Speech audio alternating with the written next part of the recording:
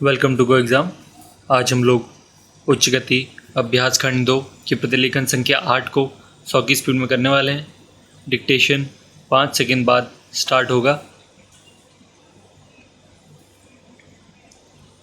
Start.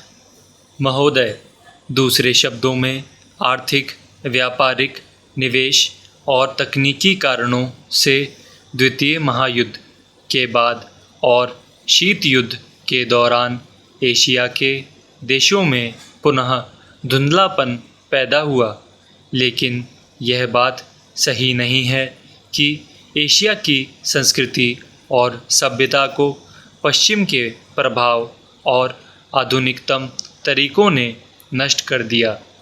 हाँ, एक धक्का ज़रूर दिया, पर समय समय पर एशिया का यह रूप, एशिया की यह सभ्यता और संस्कृति बलशाली तरीके से उदयमान होती दिखाई देती है। पंडित जवाहरलाल नेहरू ने 1945 में अपनी पुस्तक डिस्कवरी ऑफ इंडिया में एशिया की पहचान पर लिखा है कि 1000 वर्षों से जब यूरोप अपने अंधकार के युग में था, एशिया ने अपने मनुष्यों की प्रगतिशील आत्मा को प्रभावशाली ढंग से दर्शाया।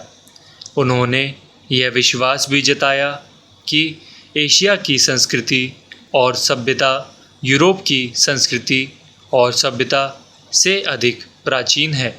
आज के दिनों में भी चीन के नेता अपने यहाँ आध्यात्मिक क्रांति की बात करते दिखाई देते हैं और अपने आर्थिक विकास को भी प्रतिबिंबित करते हैं।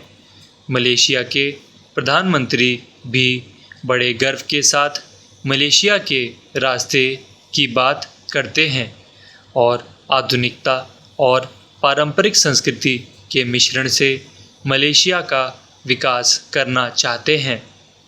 भारत के प्रधानमंत्री भी मध्य मार्ग की बात करते हैं, जिसको वे भारत का पारंपरिक विचार कहा करते हैं। वियतनाम के यशस्वी नेता भी साम्यवादी विचारधारा को पारंपरिक सहिष्णुता के अनुसार ढालना चाहते थे। एशिया के इन सब नेताओं की समय समय पर की गई घोषणाओं का वर्तमान संदर्भों में पूरा अर्थ लिया जाना चाहिए, जो एशिया की पहचान को नए सिरे से बनाने में सहायक सिद्ध हो रहा है। Paragraph change.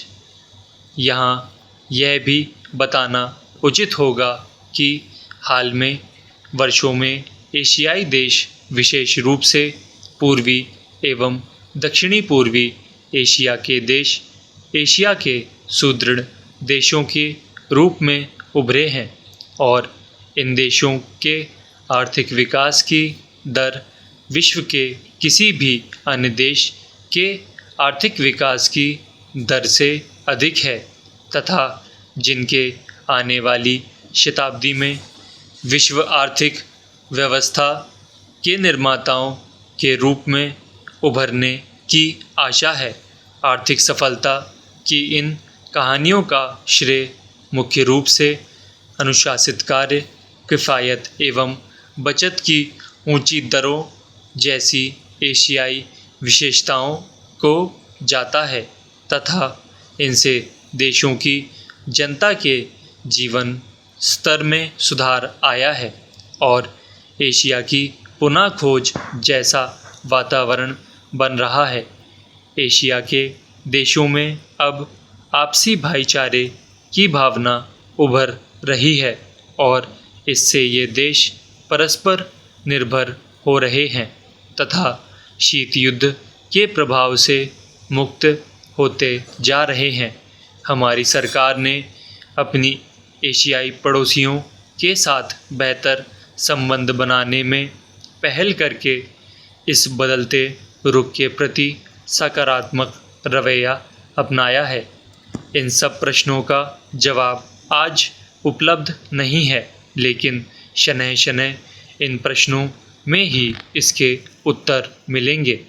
एशिया अपने इन प्रश्नों के उत्तर में एक एशिया को जन्म देगा और अपनी एक नई पहचान बनाएगा।